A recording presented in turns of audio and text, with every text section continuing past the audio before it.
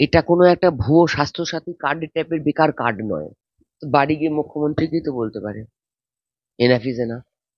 প্রেসের সামনে বলে মুখ্যমন্ত্রীকে অসম্মান তো উনি নিজেই করছেন। পশ্চিমবঙ্গের পুলিশ কি করছে উনি পশ্চিমবঙ্গের পুলিশ মন্ত্রীকে কি জিজ্ঞাসা করুন না কেন? জনসাধারণকে জিজ্ঞাসা করছেন কেন? আমরা কি করব খবরে দেখে? বোকার মতো হাসবো? কি করবো তাহলে আমরা? আমি তো বলছি বিজেপি 26-এ আসবে যখন, সবচেয়ে আগে সমস্ত মানুষের, সরকারি যারা চাকরি করে তাদের প্রপার দিয়ে দেওয়া হবে।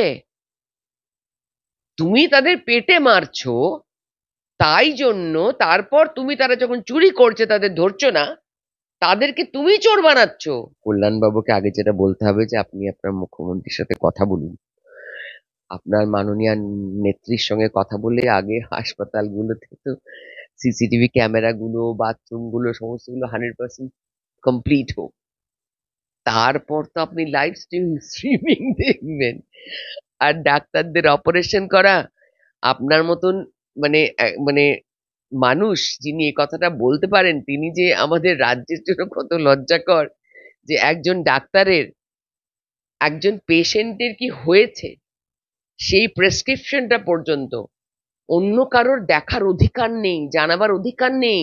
ওনাকে একটু, আমি পুলিশ অফিসারদের বলবো, ওনার সিকিউরিটি গার্ডদের বলবো, ওনাকে একটু মাঝে মাঝে ঘুরিয়ে ঘুরিয়ে নবান্ন নিয়ে যান না।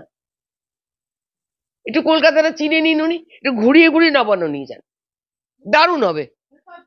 না ঝাঁকিয়ে ঝাঁকিয়ে ঝাঁকিয়ে ঝাঁকিয়ে নবান্ন যাবে উনি, দারুণ হবে সিরিয়াসলি। এবং উনি যেদিন সরবেন, টিএমসি খণ্ডিত খণ্ডিত টুকরো টুকরো হয়ে যাবে। উনি 26-এ হারবেন, 26-এ দেখো কি হয় টিএমসি। জানি না রূপা গাঙ্গুলি কবে থেকে রাজনীতি শুরু করেছে উনি, এবং কবে বিজেপিতে জয়েন করার পর থেকেই তো অনেকে বিভিন্ন মঞ্চে দেখা যায়, মঞ্চের থেকে নেমেই সিগারেট খাচ্ছে এবং পরে রাত্রে সন্ধ্যের পরের যায় ওনাকে দেখে। সুতরাং সেই রূপা গাঙ্গুলির মুখ দিয়ে এই সমস্ত কথা শোভা পায় না। একটা জিনিস হচ্ছে উনি ওনার অ্যাঙ্গেল থেকে ঠিকই আছে, কারণ ব্যাপারটা হচ্ছে একটা অরাজনৈতিক ব্যক্তি, সে বলতেই পারে 2026-এ বিজেপি মানে বিজেপির ম্যাজিক ওরা দেখাবে।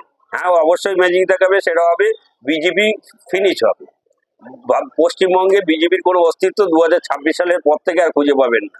আর তৃণমূলের কথা বলছেন তো, তৃণমূলের গোষ্ঠীদ্বন্দ্ব আর গোষ্ঠী গন্ডল, ভাই ভাইয়ের মধ্যে যদি মানে এও থাকে, বিরোধ থাকে, তারপরেও থাকে একটা আন্তরিকতা, একটা অকৃত্রিম ভালোবাসা।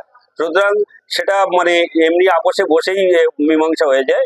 সুতরাং ওই নিয়ে রূপা গাঙ্গুলির আমার মনে হয় তৃণমূল নিয়ে মাথা ব্যথা না করে নিজেদের দল সম্পর্কে ভাবুক। 2026 সালের যে সিটগুলো ছিল এমনি কমে কমে তো তলানিতে ঠেকেছে প্রায় 50-এর কাছাকাছি।